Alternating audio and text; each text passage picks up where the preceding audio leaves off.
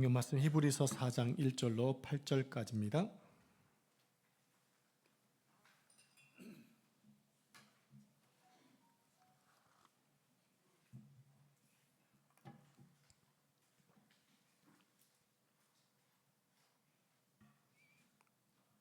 히브리서 4장 1절로 8절까지 말씀을 한 절씩 저와 교독하겠습니다.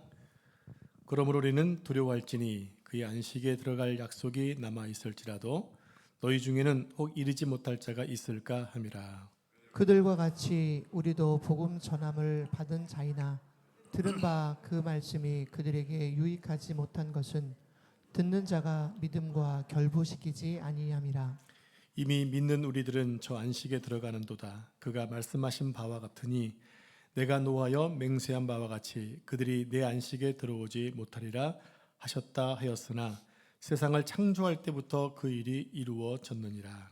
제7일에 관하여는 어딘가에 이렇게 일렀으되 하나님은 제7일에 그의 모든 일을 쉬셔서 하셨으며 또다시 거기에 그들이 내 안식에 들어오지 못하리라 하였으니 그러면 거기에 들어갈 자들이 남아 있거니와 복음 전함을 먼저 받은 자들은 순종하지 아니함으로 말미암아 들어가지 못하였으므로 오랜 후에 다윗의 글에 다시 어느 날을 정하여 오늘이라고 미리 이같이 일렀으되 오늘 너희가 그의 음성을 듣거든 너희 마음을 완고하게 하지 말라 하였나니 만일 여호수아가 그들에게 안식을 주었더라면 그 후에 다른 날을 말씀하지 아니하셨으리라. 아멘. 이 말씀은 살아계신 하나님의 말씀입니다. 아멘. 자, 오늘 히브리서 강의 9번째 시간입니다. 영원한 안식의 신약적 약속이라는 제목으로 말씀을 묵상하겠습니다.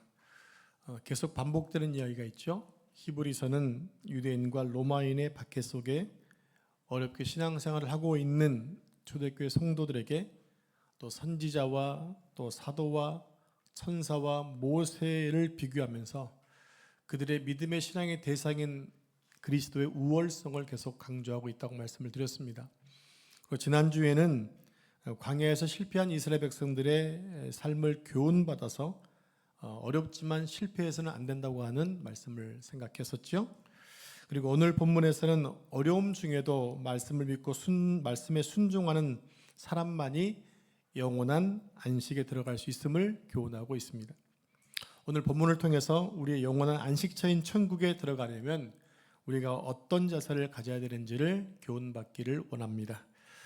현대인들에게는 그 어느 때보다 안식이 필요하죠. 물론 쉬는 시간들은 많이 있지만 정신적으로도 쉼을 쉬지 못해서 번아웃 되는 분들이 너무나 많이 있습니다. 여러분 기계도 멈추지 않으면 기계도 멈추지 않고 가동만 하면 망가지게 됩니다. 그러니 사람은 말할 것도 없겠죠. 그 적당한 안식은 큰 능률을 얻게 하기에 쉼은 반드시 필요하다고 하는 것입니다. 나무꾼 2명이 열심히 도끼질을 했습니다. 근데 한 명은 시간마다 쉬는 것입니다. 그런데 한 명은 그 쉬는 시간마저 아깝다고 계속해서 나무를 찍어댔습니다. 근데 나중에 보니까 쉬었다 하는 사람이 훨씬 더 많은 나무를 했더라는 거죠. 이유를 알고 봤더니 그 친구는 쉬면서 도끼날을 계속 갈았던 거예요. 근데 쉬는 것마저 시간 아깝다고 했던 사람은 계속 쉬니까 도끼날은 점점 무뎌졌고 힘만 들었을 뿐이지 효과는 없었다는 이야기가 있습니다. 여러분 잘 쉬는 사람은 일을 더 잘한다는 얘기가 있습니다. 그래서 쉬는 것도 능력이다 이렇게 말을 합니다. 몸도 쉬면서 쉬는 시간을 통해 내일을 준비하기 때문에 그런 거예요. 여러분 앞만 보고 달려가지 마시고 중간중간 쉬셔서 내가 잘 걸어오고 있나를 보시는 것이 지혜로운 사람입니다. 자, 우리 함께 본문 1절 말씀을 같이 합독하겠습니다. 시작. 약속이 남아 있을지라도 너희 중에는 혹 이르지 못할 자가 있을까 함이라. 여기서 두려워할지라는 헬라어 언어는요, 남에게 일방적으로 두려워하지 마라고 명령하는 것이 아니라 연약한 자신을 포함해서 함께 두려워하지 않았으면 좋겠다 이런 의미로 전하는 말씀입니다. 즉 히브리서 저자는 자신을 포함해서 믿음에 흔들리고 있는 사람들에게 두려워하지 말라고 명령한 것이 아니라 함께 두려워하지 않았으면 좋겠다. 이렇게 지금 위로하면서 말씀을 쓰고 있다는 얘기입니다. 1절 중반절에 보면 그의 안식에 들어갈 약속이 남아 있을지라도 라고 했습니다. 이 말씀은 천국은 가만히 있어도 자동적으로 도달하는 곳이 아니라는 의미입니다. 여러분, 우리에게 천국은 우리가 갈 목표잖아요. 가만히 있으면 가질까요? 아니라는 얘기입니다. 광야에서 전멸한 이스라엘 백성들이 애굽을 탈출할 때만 하더라도 그들 앞에는 가나안 땅이 목적지였습니다. 그런데 아무 약속의 땅에 들어가지 못하지요. 이유가 무엇입니까? 하나님의 약속을 믿지 않았기 때문입니다. 그들은 믿음으로 약속을 취하기는커녕 오히려 하나님의 약속을 불신하며 불신앙으로 살았습니다. 그 결과 그들은 모두 광야에서 죽었다는 거예요. 목적지가 분명했음에도 불구하고 그 약속의 말씀을 믿지 않으니까 결국 성공하지 못했다는 겁니다. 여러분, 눈앞에 있는 진수 성찬도요, 내 입에 들어가야만 피가 되고 살이 되는 것입니다. 하나님의 약속은 우리가 그것을 믿고 붙잡을 때에 우리 것이 된다는 겁니다. 그러므로 우리가 하나님의 안식, 그 천국에 가기 위해서는 하나님 말씀에 대한 확신과 순종이 절대적으로 필요합니다. 왜냐하면 천국은 가만히 있어도 자동적으로 도달하는 곳이 아니기 때문입니다. 그런데 안타까운 것은요, 오늘날 많은 분들이 안일하게 신앙생활을 하는 경우가 많습니다. 그들은 하나님은 신실하신 분이기 때문에 한번 약속하신 것은 반드시 지키신다. 그러니까 내가 대충 살아도 하나님 반드시 나를 천국에 인도하실 거야 라고 생각하는 분들이 있다라고 하는 거예요. 그래서 어떤 삶을 살든지 간에 별로 개의치 않는 사람들이 의외로 많이 있어요. 그래서 많은 분들이 염려합니다. 많은 목회자들이 한국에 1000만 명의 교인이 있었을 때 과연 그 중에 몇 명이 과연 구원받은 사람일까? 아닐 수도 있다라는 거예요. 혹시 오늘 모이신 분 가운데 그런 분이 한 분도 없기를 축복합니다. 여러분, 하나님께서 이스라엘 백성들을 가나안 땅으로 인도하시겠다는 약속은 그들이 믿든지 안 믿든지 또 순종하든지 순종하지 않든지 무조건 인도하시겠다는 것이 아니었어요. 하나님의 약속은 절대적이 아니라 조건적인 약속이었습니다. 자, 이를 증명하는 성경을 한 군데 찾아보도록 하겠습니다. 출애굽기 19장 5절 6절 말씀을 화면 보시고 한 절씩 교독하겠습니다. 세계가 다 내게 속하였나니 너희가 내 말을 잘 듣고 내 언약을 지키면 너희는 모든 민족 중에서 내 소유가 되겠고 너희가 내게 대하여 제사장 나라가 되며 거룩한 백성이 되리라. 너는 이 말을 이스라엘 자손에게 전할지니라. 아멘. 이스라엘 백성들이 약속의 땅에 들어가기 위해서는 하나님을 먼저 믿어야 됩니다. 그리고 하나님이 하신 말씀을 믿어야 됩니다. 그리고 그 말씀에 순종해야 했습니다. 이것은 오늘날 우리에게도 동일한 약속이라는 겁니다. 우리 역시 천국에 들어가기 위해서는 약속의 말씀을 믿어야 되고 열심히 말씀에 순종해야 되고 그럴 천국에 들어갈 수가 있다는 거예요. 우리가 이 사실을 깨닫고 천국 가는 순간까지 뭐 해야 됩니까? 말씀에 계속 순종하는 삶을 살아야 한다는 겁니다. 하나님의 약속은, 하나님의 안식은 가만히 있어도 자동적으로 들어가는 것이 아니기 때문에 그렇습니다. 다시 본문 1절 중반절을 볼까요? 그의 안식에 들어갈 약속이 남아 있을지라도 너희 중에 혹 미치지 못할 자가 있을까 함이라. 여기에 쓰인 약속이라는 단어가 히브리서에 14번이 나올 정도로 아주 중요한 단어입니다. 이 말씀은 공고하다, 선언하다는 뜻이 있어요. 이 약속은 공고, 선언이라는 뜻이 있다고요. 그러니까 이렇게 공적으로 선언하는 말은 하나의 약속이 되는 것입니다. 그 약속은 반드시 지켜져야 되는 것입니다. 그래서 하나님의 신실하심을 지칭하는 용어로 약속이라는 단어를 쓰고 있는 거예요. 다만 문제는 천국에 대한 하나님의 약속이 확실하다면 왜 천국에 도달하는 사람들이 생겨날까요? 하는 의문점이 생길 수 있다는 거죠. 그럼 우리는 하나님의 약속이 가진 성격을 제대로 인식해야만 되는 것입니다. 하나님의 약속에는 어떤 전제 조건이 있는지를 바르게 알아야 한다는 거예요. 하나님께서 인간과 체결하신 약속은 무조건적이고 일반적인 약속이 아닙니다. 하나님의 은혜는 거저 받는 것이지만 약속은 반드시 서로 간에 해야 될 조건이 있는 거예요. 그 약속 이행에는 아주 간단하고도 중요한 조건이 하나 있는데 그게 뭐냐면 예수 그리스도를 주로 믿고 시인하는 데 있다는 거죠. 하나님은 이 조건에 부합한 사람들을 위해서만 약속을 지키시는 하나님이세요. 그들에게 무엇을 주십니까? 구원과 안식을 주십니다. 그러므로 하나님의 약속이 이행되지 않는 이유가 무엇 때문일까요? 하나님이 약속하신 것을 잃어버리셨거나 또 능력이 없거나 약속이 무효화되기 때문이 아니라 약속을 한 사람들이 그 조건의 약속에 대해서 조건을 이행하지 못했기 때문에 그들이 스스로 떨어져 나가는 거예요. 그 대표적인 예가 바로 이스라엘 백성들이 광야에서 죽었던 사건인 거예요. 그렇게 하게 된 원동력이 무엇인가? 바로 죄라는 것입니다. 하나님과 인간 사이에 체결된 약속이 이행되지 않는 근본적인 이유는 바로 죄라는 것입니다. 여러분, 죄는 결코 작거나 가볍지 않습니다. 제가 장성하고 제가 성장하면 무엇을 낳는다고 그러죠? 사망을 낳습니다. 이것은 우리의 작은 죄를 계속 방치하면 결국 사망에 이를 수 있다는 거예요. 그리고 죄는 하나님께서 약속하시는 것을 완전히 백지화시키는 엄청난 파괴력이 있습니다. 자, 이제 2절 말씀을 합독하겠습니다. 2절 시작.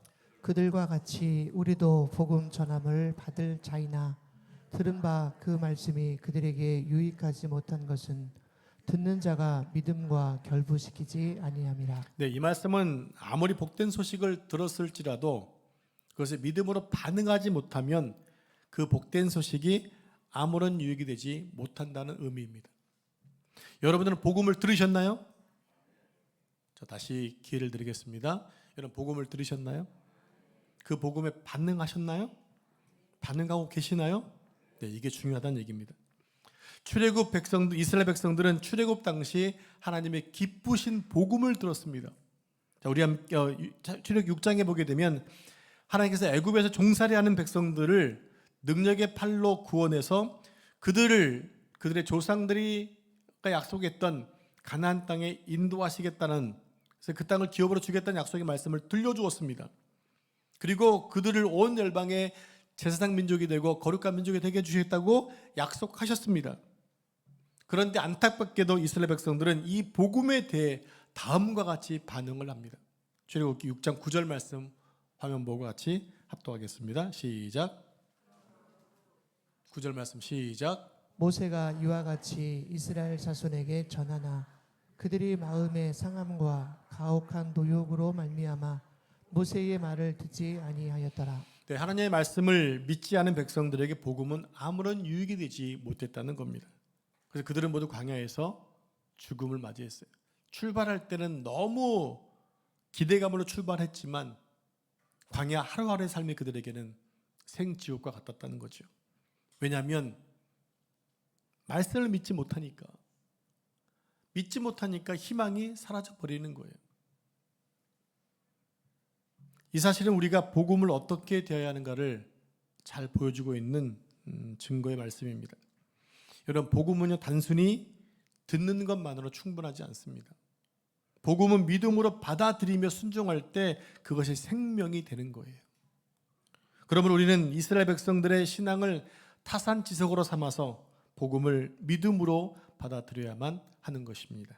이제 3절 말씀을 같이 합독하겠습니다. 3절 시작. 이미 믿는 우리들은 저 안식에 들어가는도다. 그가 말씀하신 바와 같이 내가 노하여 맹세한 바와 같이 그들이 내 안식에 들어오지 못하리라 하셨다 하였으나 세상을 창조할 때부터 그 일이 이루어졌느니라. 네, 초반부에 오면 이미 믿는 우리들은 저 안식에 들어가는도다라고 말씀하고 있습니다. 이는 구원받은 성도들은 하나님의 안식으로 들어간다는 말입니다. 여기서 들어간다는 말은요, 이런 그 말의 원어는 이런 문법입니다. 현재 좀 되게 그래서 이 말씀을 드려야 돼요. 현재 중간태 직설법 동사입니다. 이게 무슨 얘기냐 설명해 놨어요. 동작이나 상태가 이미 진행 중인 상태. 간단히 얘기하면 여러분들이 교회 오셨잖아요. 교회 오셨죠?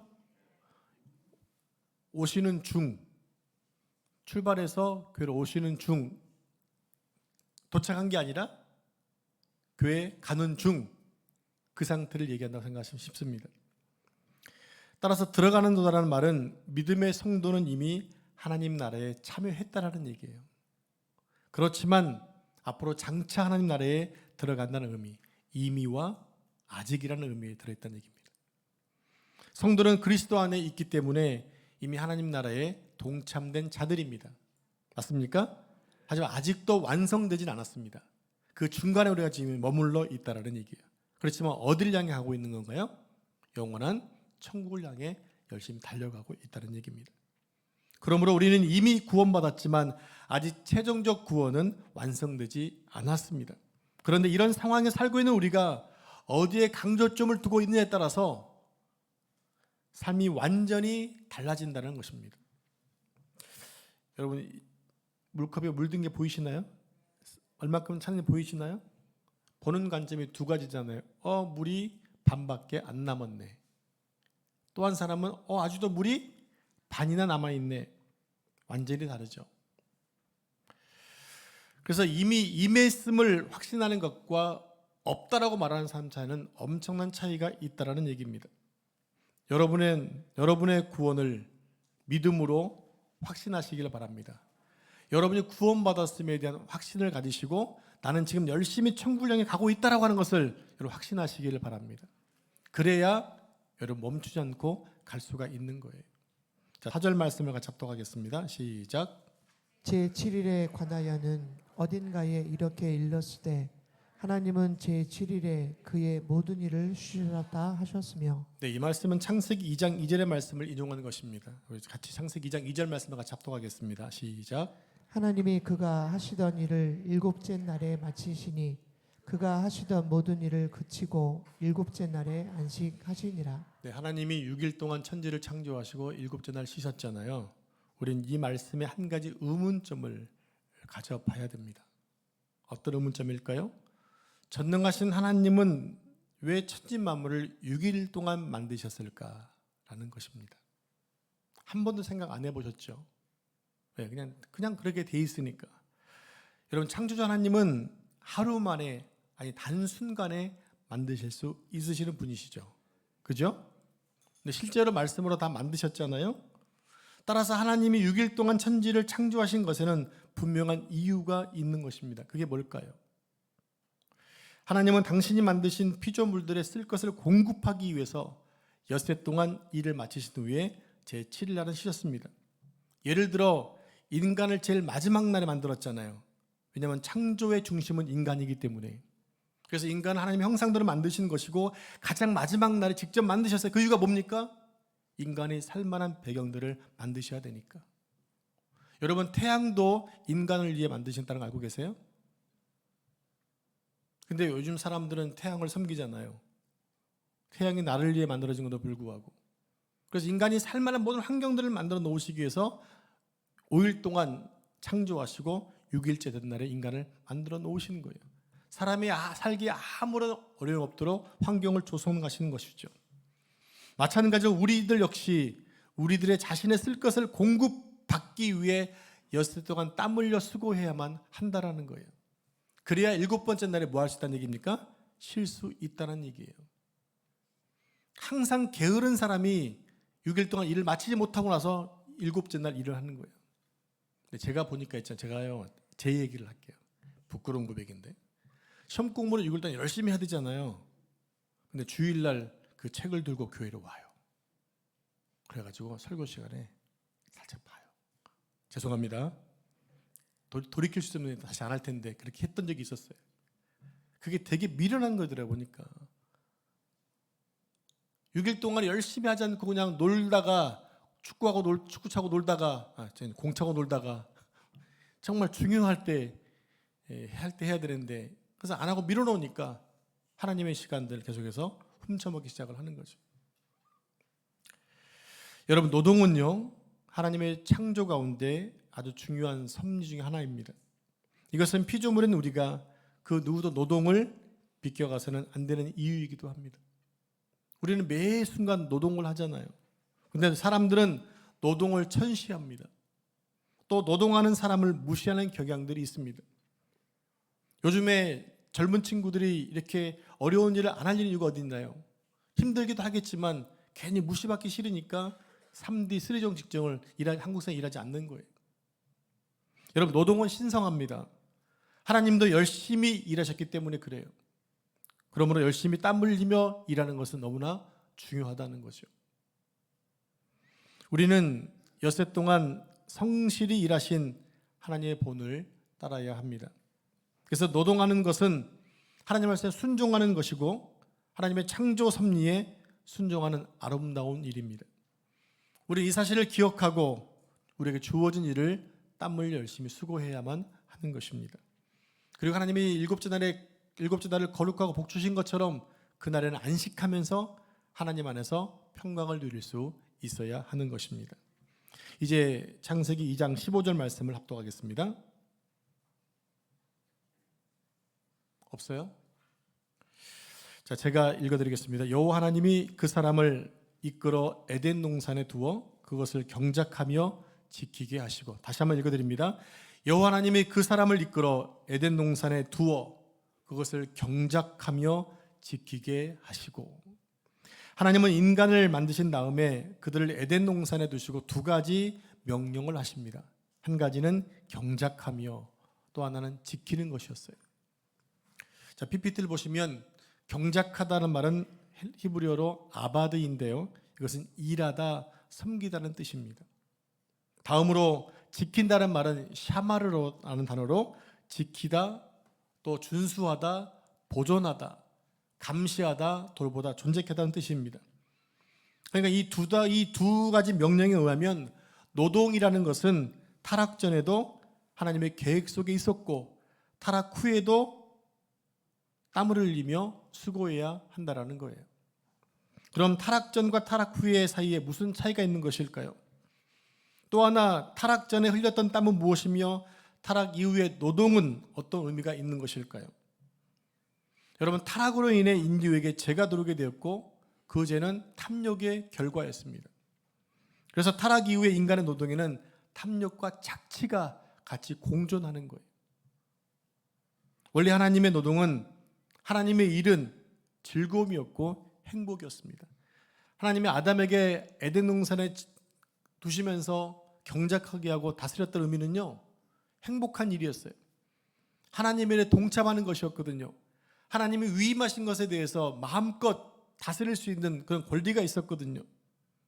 그런데 죄가 들어오면서부터 먹고 살아야 되는 문제, 또 자기 인생을 자기가 책임져야 되는 문제, 자기 왕국을 지키고 경영해야 하는 모든 문제들이 이제 뭐가 됐냐? 고통이 돼버린 거예요. 그래서 인간의 일은 자기를 중심으로 자기의 왕국을 건설하기 위해서 혹독하고 고통스러운 수고가 되는 것입니다. 더 많은 것을 소유하기 위해 남의 행복과 남의 안식을 착취하게 되기에 이르게 됐다는 얘기입니다. 그래서 노동 자체가 수고와 고통이 되어버린 거예요. 여러분, 직장에서 일하시는 게 여러분 재밌으십니까? 고통스럽습니까?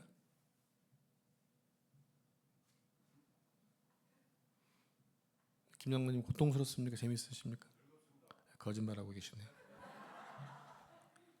집도 안 보내주는데 뭐가 좋아요? 아, 돈이 들어오니까. 이렇게 자기를 위해 애쓰고 보다 보니까 어떤 일이 생겼냐면 인류가 안식을 잃어버렸다라는 거예요. 마지못해 돈 때문에 가게 되잖아요. 왜? 돈은 중요하죠. 왜? 그 있어야 삶이 되고 아이들 교육시킬 수 있으니까. 그래서 안식일이 돼도 정당한 안식을 못 취하는 것입니다. 왜 그렇습니까? 인간의 탐욕에 따라 더 취하고 더 갈취해야 하기 때문에 그런 거예요. 여러분, 10계명 중에 제 안식일 계명이 몇 번째 계명이죠? 4번째 계명이죠. 안식일을 기억하여 거룩하게 지키라. 우리가 몇 년 전에 10계명 강의 때 이 말씀을 묵상했었습니다. 4계명에 대해서 어떤 학자는 이런 말을 합니다. 안식일을 우리가 지키는 게 아니라 안식일이 우리를 지켜준다. 너무 그렇단 말 아닌가요? 왜냐하면 이 안식이 무너지면 나머지 5계명, 6계명, 7계명, 8계명이 무너지기 때문에 그래요. 한번 생각해 보겠습니다. 자, 우리가 안식하지 못하고 쉼을 갖지 못하는 이유는 우리 속에 뭐가 자리 잡고 있기 때문에? 탐욕이 자리 잡고 있기 때문입니다. 그래서 쉬지를 않습니다. 일주일 내내 쉬지 않고 무섭게 일을 합니다. 그렇게 쉬지 못하다 보면 4계명뿐만 아니라 5계명이 뭐죠? 부모님을 공경하는 겁니다. 근데 부모님께 너무 바쁘니까 전화도 못하고 찾아뵙지도 못해요. 부모 경경을 못하는 겁니다. 그리고 쉬지 않고 일하다 보면 자신도 모르게 자신을 죽여가는 것입니다. 살인을 저지르고 있는 거예요. 왜요? 아까도 말씀드렸죠. 쉬지 않고 일하면 결국 몸이 망가지게 되어 있어요. 자신도 모르는 사이에 몸이 망가지면서 죽어가고 있는 거죠. 6계명을 어기는 거예요. 또 안식하지 못함으로 인하여 간음죄가 따르게 됩니다. 무슨 얘기일까요? 여러분 가운데는 고용주도 계시고 피고용주도 계시잖아요. 회사마다 큰 프로젝트를 하는 경우들이 있습니다. 그리고 그 프로젝트를 성공하기 위해서 밤늦게까지 일하는 경우가 많이 있잖아요. 요즘엔 참 많이 개선되긴 했지만 과거 모 대기업에서는 어떤 프로젝트를 완성하기 위해서는 집에 잠깐 잠을 자는 것 외에는 모두가 다 사무실에 있었어요. 제가 부목사로 섬길 때 새벽기도 차량 운행하다 보면 많은 사무실에 불이 켜져 있는 것을 봅니다. 그 대기업의 사무실에 불이 거의 다 켜져 있어요. 새벽 5시경인데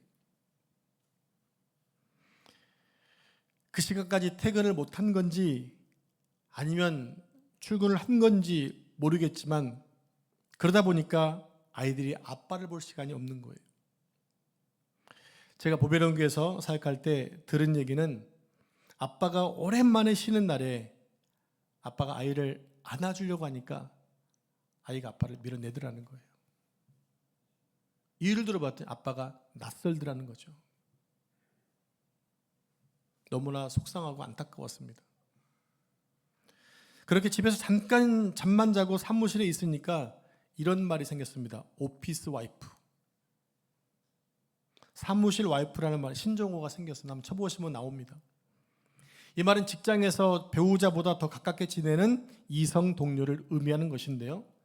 그냥 직장 동료보다는 친하면서도 어떤 선을 넘지 않는 관계를 말하고 있는 겁니다. 근데 문제는 자칫 잘못하다가 윤리적으로 잘못되는 경우들이 있다라는 거예요. 그러면 자연스럽게 7계명을 어기게 되는 것입니다. 7계명을 어기니까 남의 아내를 취했으니 자연스럽게 도둑질을 하게 된 거죠. 이렇게 해서 안식을 하지 못하게 통해서 연이어지는 잘못된 법들이 있더라는 얘기입니다. 여러분, 그렇다면 참 안식은 어떻게 얻을 수 있는 것일까요? 그 답을 예수님의 말씀에서 찾아보도록 하겠습니다. 우리에게 마태복음 6장 25절 26절 말씀을 화면 보시고 한 절씩 교도하겠습니다. 그러므로 내가 너희에게 이르노니 목숨을 위하여 무엇을 먹을까? 무엇을 마실까? 몸을 위하여 무엇을 입을까? 염려하지 말라. 목숨이 음식보다 중하지 아니하며 몸이 의복보다 중하지 아니하냐. 작업을 이렇게 안 오는 게 많죠? 그럼 제가 26절 읽겠습니다. 공중의 새를 보라. 심지도 않고 거두지도 않고 창고에 모아들이지도 아니하되 너희 하늘 아버지께서 기르시나니 너희는 이것들보다 귀하지 아니하냐. 무슨 말입니까? 하나님께서 우리가 먹는 것, 입는 것을 염려하고 있지만 하나님의 공중의 새를 먹이시는 것 하나님 하신다는 얘기죠. 그러면서 공중의 새를 한번 봐봐. 새들은 심지도 않고 거두지도 않는데 모아두지도 않는데 하늘 아버지가 기르신다라는 거예요. 무슨 얘기냐면 하나님은 우리에게 하늘 하나님이 아니라 하늘 뭐라는 얘기입니까? 하늘 아버지라는 거예요. 하나님이 누구시라고요? 아버지라고요. 우리에게는 아버지가 계세요. 육신 아버지 외에 영원하신 아버지가 계십니다. 다음 절 준비됐나요? 마태복음 6장 30절 말씀 보면 이런 말씀이 있습니다. 오늘 있다가 내일 아궁이에 던져지는 들풀도 하나님이 이렇게 입히시거든 하물며 너희일까 보냐 믿음이 적은 자들아. 이 말씀을 잘 들으시면 들풀에게 하나님은 창조주이시지만 우리에게 하나님은 하늘 아버지라는 것입니다. 그러면서 30절에 이런 말씀하세요. 뭘 지적하냐면 믿음이 적은 자들아. 하나님의 공중의 새도 먹이고 들불도 입히시는데 믿음이 적은 자들아 이렇게 말씀하시는 거예요. 왜 그러실까요?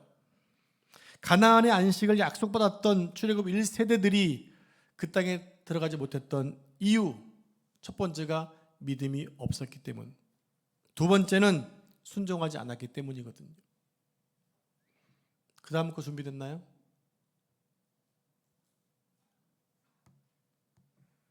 마태복음 6장 31절 32절 말씀 보면 이런 말씀이죠. 그러므로 염려하여 이르기를 무엇을 먹을까, 무엇을 마실까, 무엇을 입을까 하지 말라. 이는 다 이방인들이 구하는 것이라. 너희 하늘 아버지께서 이 모든 것이 너에게 있어야 할 줄을 아시느니라. 여기에서도 너희 하나님을 뭐라고 얘기하나요? 하늘 아버지로 이야기합니다. 누구에게? 하나님을 믿는 우리에게, 나에게. 우리에게 하나님은 아버지세요. 우리에게 하나님은 아버지시라고요.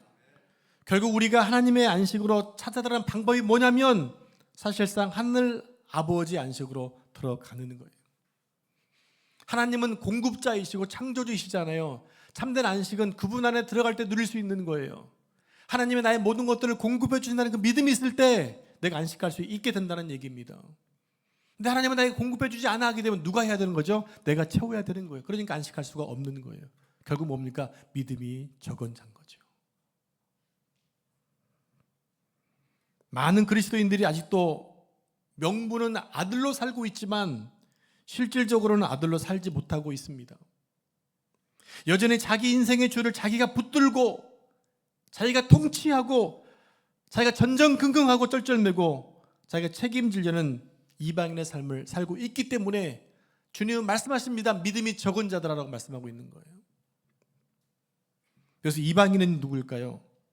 하나님을 아버지로 섬기지 않는 모든 사람을 가리킵니다. 그런데 하나님은 우리에게 언제나 아버지세요. 하늘 아버지, 아빠 아버지는 우리의 모든 것을 채워주실 뿐만 아니라 우리의 필요를 아시고 그 필요를 당신의 구하기를 늘 귀 기울이고 계세요. 하나님께 구하라는 거예요. 구하라 그리하면 주실 것, 찾으라 그러면,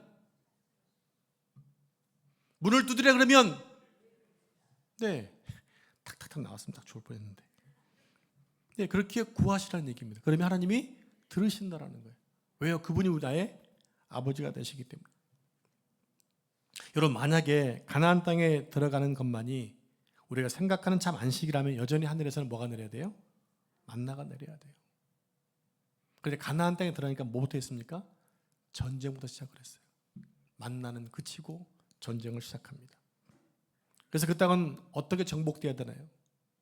바로 믿음으로, 말씀을 믿음으로 믿고 믿음으로 순종하면서 순종했을 때 가나안 땅을 점령할 수가 있었던 거죠. 바로 안식은 그것을 훈련하는 것입니다. 무엇입니까? 약속을 믿고 믿음으로 순종하는 것. 이게 안식에 들어가는 길입니다.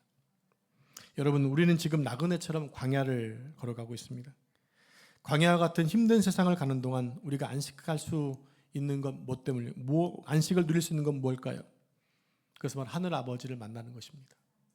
하늘 아버지를 내 아버지로 섬기는 것입니다. 하늘 아버지를 만나지 못하면 자기 인생을 이방인들처럼 자기가 책임을 져야 하는 거예요. 자, 그런 관점에서 우리에게 남겨진 참 안식은 뭘까요? 우리 삶을 되돌아보면 아직도 내가 주인 삼은 모든 것이 많이 있잖아요. 그 모든 것들을 내려놓는 거예요. 내가 주인 삼아 했던 모든 고민들, 생각들, 계획들을 다 내려놓는 거예요. 그 내려놓는, 왜 내려놓을 수 있냐면 하늘 나를 공급하신 아버지가 계심을 믿기 때문에 믿음으로 내려놓게 되는 거죠. 그럴 때 진짜 안식이 찾아오는 것입니다. 하나님이 내 삶을 책임져 주시지. 저는 그런 믿음이 있거든요. 여러분도 그런 믿음이 있기를 축복합니다. 주님 말씀하시잖아요. 수고하고 무거운 짐진 자들아 다 내게로 오라. 내가 너희를 쉬게 하리라. 여러분, 주님께 들어갈 때 주님의 안식이 나에게 들어온다는 것입니다. 여러분, 신앙이란 뭘까요? 바로 하나님이 주시는 안식으로 찾아 들어가는 것입니다. 즉 하늘 아버지께로 찾아 들어가는 것입니다. 이런 집 떠난 탕자가 언제 진정한 안식을 얻었나요? 자기의 소유를 챙겨서 집을 떠난 순간부터 낭비와 허비와 핍절이 이어지더니 결국 모든 것이 다 고갈돼 버렸잖아요. 모든 것을 다 잃어버렸습니다. 그러나 그가 다시 안식을 얻게 된 것은 아버지 집으로 돌아왔을 때였습니다. 진짜 안식은 아버지께로 돌아오는 것입니다. 오늘도 우리가 구해야 될 안식이 바로 여기 있는 거예요. 하늘 아버지의 집을 찾아가는 거예요. 아버지가 계신 곳을 향해 가는 거예요. 여러분, 예수님을 안 믿는 사람만 탕자가 아닙니다. 어쩌면 이 땅의 그리스도인들이 아버지 집에 있었던 큰 아들처럼 집안의 탕자일지도 모른다라는 거예요. 무엇입니까? 아버지를 믿지 못하고 아버지의 품꾼처럼 일했기 때문입니다. 큰 아들은 아버지하고 함께 살면서도 아버지와 함께하는 법을 배우지를 못했어요. 결국 집안의 탕자는 바로 집 안에 있었다는 것입니다. 결국 오늘 히브리 기자가 영원한 안식으로 우리 모두를 초대하는 것이 무엇이냐면 딱 하나인데요. 하나님을 아버지로 믿고 그분의 삶의 패턴에 순종하는 싸움이다라고 말하고 있어요. 어렵고 힘들지만 하나님을 믿고 그분에 순종하면 너희에게 안식이 있을 것이다. 이 말씀을 지금 하고 있다는 것입니다. 또 주어질 이번 한 주간도 우리 여러분 남은 생애 동안에 아버지를 찾아가는, 그래서 하나님을 만나고 하늘 아버지가 주시는 참 안식을 오늘의 삶 가운데 풍성하게 누릴 수 있는 여러분 삶 되기를 축복합니다.